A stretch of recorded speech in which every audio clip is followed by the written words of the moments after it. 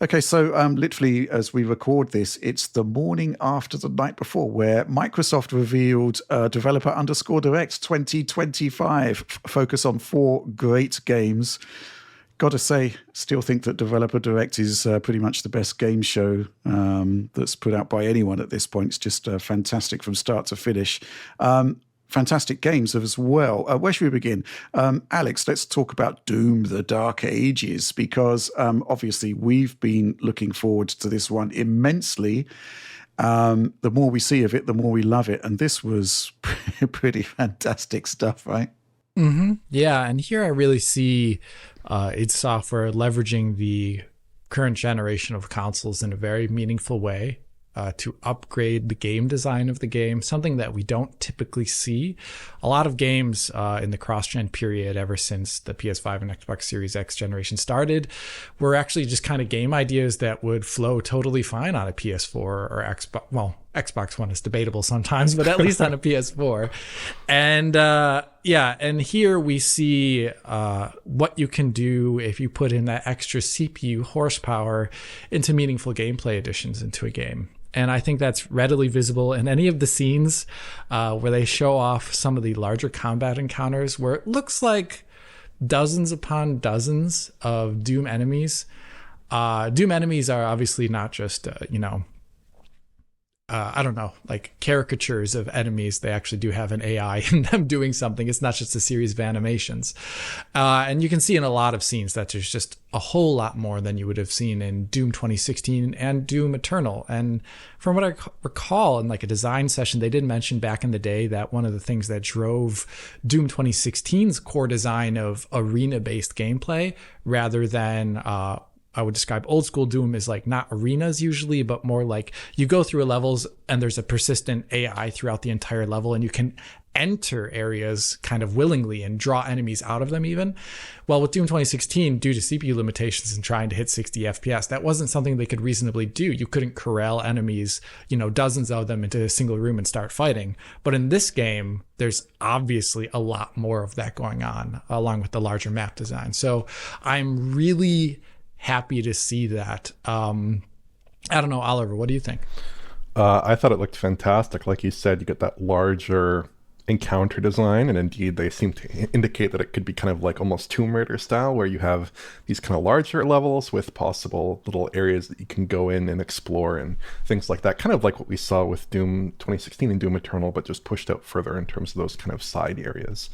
In terms of the gameplay, I really like the emphasis on a more grounded style of gameplay. I really like the new Doom games. I must admit, I really love those games, but this works well too. It's kind of more tactile, it's more strafing oriented, it's more grounded. I don't think you have the double dash in Doom. Right, I don't think that's Doom there. Eternal. I'm not even sure you have the double jump. So it looks pretty locked to the ground. And also they did kind of sort of eliminate glory kills.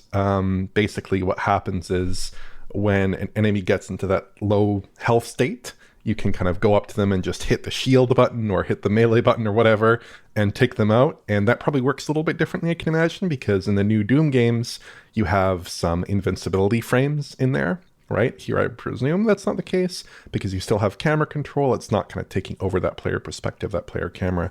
That's probably a little bit different. It seems like it's just a single input and then you move on from there. I like glory kills, but this is good too. So I think from a gameplay perspective, this is really awesome. I love the new Doom games, and I'll be playing this a lot for sure, probably on PC though, with ray tracing support, because I think, to my eyes, this looks like maybe console feature set to me, because right. I guess rendering-wise, probably RTGI is my guess here, in part because obviously Indie uses it on consoles, and in part because on PC, apparently the game requires RT-capable graphics hardware. Indeed, it doesn't even just say like, oh, use an RX 6700 or whatever. They specifically just say RT-capable graphics card with 8 gigabytes of VRAM or 16 gigabytes of VRAM, these kinds of delineations there. That'd be very helpful, obviously, for letting these larger levels, right, in a way that would be realistic and in concordance with their kind of high level of visual fidelity here. In terms of other techniques, though, I think for reflections, it looks a little SSR-y to me. It's hard to say for sure. There are some moments where it looks very SSR-ish in terms of the way the reflections are changing when the player position is changing to me. And the reflections that we do see, obviously, are perpendicular to the camera, so they're kind of aligned in such a way that would make them appropriate for, they have the screen space information there basically. But there are some moments where like I would expect to see some SSR occlusion problems in the corner of the screen where I'm not seeing that. So maybe they have a good fallback there. And I don't think they're using RT shadows or anything like that because the shadows look very diffuse and kind of amorphous and not like that super precise clinical shadow that you can get near the casting object with RT shadows. I'm not really seeing that necessarily. So yeah, I think like the lighting here looks great. I think the environments look great. I think the gameplay looks great. I mean, I think this is like shaping up to be a really exciting title.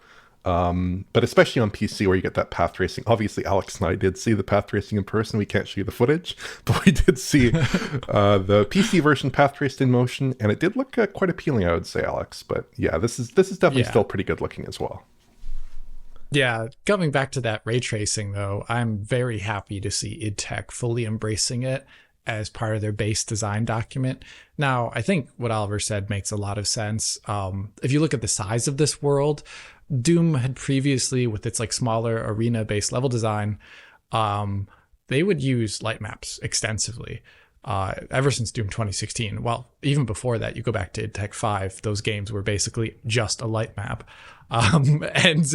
Here, that is really with the already high-res textures that are there, the potential for possibly more dynamism in how lighting is done. It really just doesn't make any feasible sense to have a ton of lighting data on disk. And instead, like Indiana Jones, they're going to be utilizing it. And I think that is it's just great to finally see some other studios, even ones that are targeting consoles as their base, having their primarily lighting done by ray tracing. And as we saw in Indiana Jones, it looks pretty darn good, especially after like the first patch that they dropped. It looked pretty darn good on Series X in that regard. So I don't really have any qualms with any of that. I'm very excited also to see the path tracing in front of me running on my GPU. Like, we were pretty far away, unfortunately, from the projector. I was like looking at it, I was like, I see reflections that look good. But it did look better than what we saw here in those aspects. But I really would, I can't wait to see this up close. Yeah. And also Doom is such a fast game, it'd probably be the fastest like camera movement game we have that supports full ray tracing when the time comes, I presume. And that's like a really challenging denoising thing. So I'm very curious to see how that pans out. Yeah, absolutely. But yeah, other than that, I'm very excited. Yeah. Okay, so yeah, interesting observations there from you guys. But I was just checking my email, and John actually had a pre-brief with the Developer Direct stuff. He was going to be here today, but he's not feeling very well. So I forwarded you the details, and it's actually looking hugely exciting and actually validates some of the comments you've just said. Basically, all new dynamic interactive lighting powered by ray tracing, all lighting and shadow fully dynamic. Also, ray traced material detection for gameplay. So this is kind of like what we've been hoping to see for some years now, which is, basically a really talented developer taking on board the ray tracing feature set and baking it into the engine at the base level. And this is kind of like why the PC system specs are what they are. I mean, the base GPU is similar to Indiana Jones, actually. It's a 2060 Super, which is pretty interesting stuff. It still looks highly performant. I mean, they're still recommending a Zen 2 processor. Right. For 1080p 60 on low settings, Zen 3 for recommended. So, it's not as if this is going to come with any sort of onerous performance hit. We're just kind of scaling with how performance on new hardware has basically arrived over time, which I think is fantastic. I mean, there's a lot that's going on here. We're going to be doing a huge deep dive into this, hopefully. But yeah, I mean, a new streaming technology. I mean, we saw that those levels that were in the Developer Direct were pretty fast, right? It's pretty impressive stuff. Everything's just been ramped up. They also, this is an interesting point, higher fidelity texture detail via multi-layer composite materials. They're looking to lower VRAM consumption while at the same time increasing texture detail. That's an interesting point, bearing in mind the controversy that's kind of raging around Indiana Jones at the moment, where basically the developer is asking you to set the texture pool size manually when my feeling is it kind of should be set automatically based on the resources of the GPU. Because if not, then suddenly, you've got a GPU that's perfectly capable of running max settings, but because it may only have like 8 or 12 gigs, or in the case of the 2080 Ti, 11 gigs, things don't work properly. So, yeah, I mean, that's interesting. Any thoughts, Alex, based on this new information? Yeah.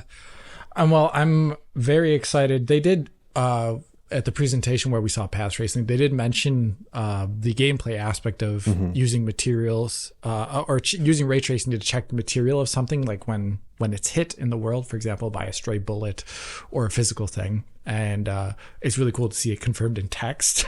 But another thing that I also, in very much so in agreement with you, Rich, that I feel like VRAM for textures really shouldn't be a manual setting in 2024 for most use cases, or 2025, sorry.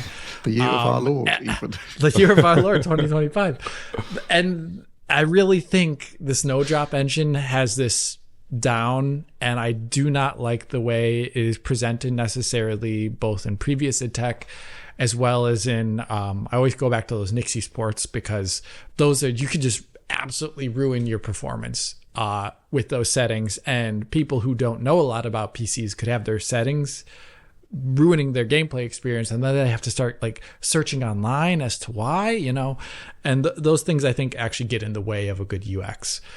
So I'm happy to see this, but I'm also very happy to see an emphasis on ultra fast proprietary continuous sector streaming level technology, because I have been Mr. Anti-traversal stutter and anti-shader compilation stutter. We don't have to worry about shader compilation at all with IdTech, but with traversal stutter, that could affect even games with perfect, pre-compilation of shaders.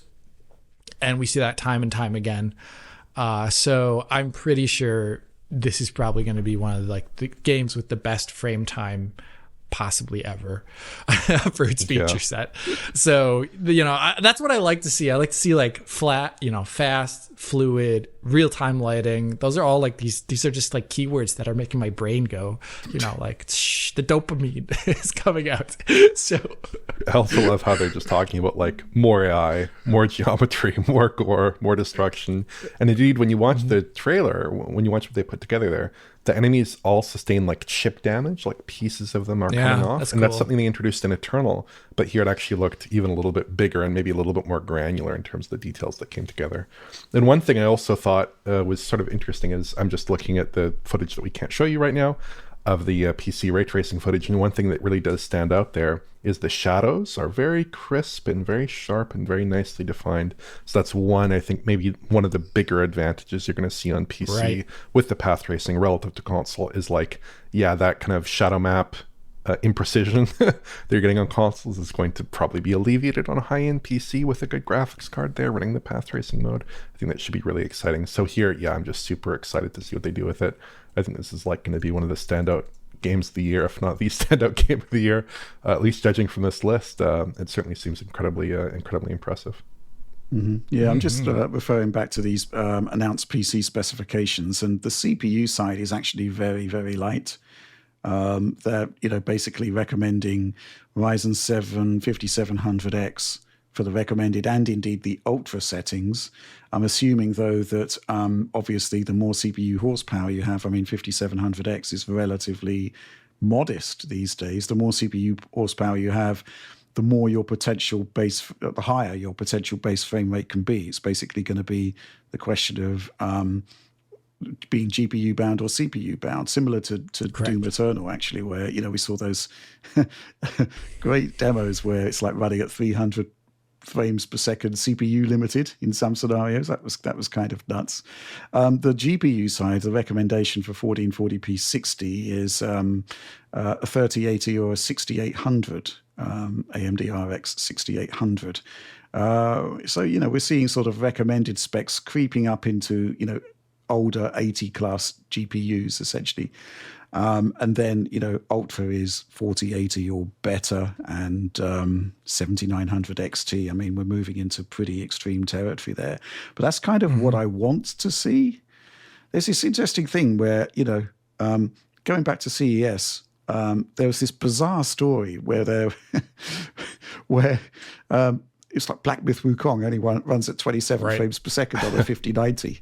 It's like, yes, and that's actually a good thing, because basically what they've done is created a game that runs well on the hardware of today, which isn't mentioned in the headline for some reason, but will scale well into the hardware of the future, which is kind of what we want from a PC port. You want that scalability across the whole range. I mean, you can run Wukong on very low PC requirements. I mean, I'm not saying it's going to be a great experience, but the point is it scales. And you kind of want that. I mean, going back to the path tracing stuff, which you've seen that I haven't, because I missed CES, unfortunately. But obviously, I'm assuming that this was being powered by DLSS4 multi-frame generation. We're going to talk about that in much more depth further on in the show, because it's certainly shaking up the discourse, so to speak.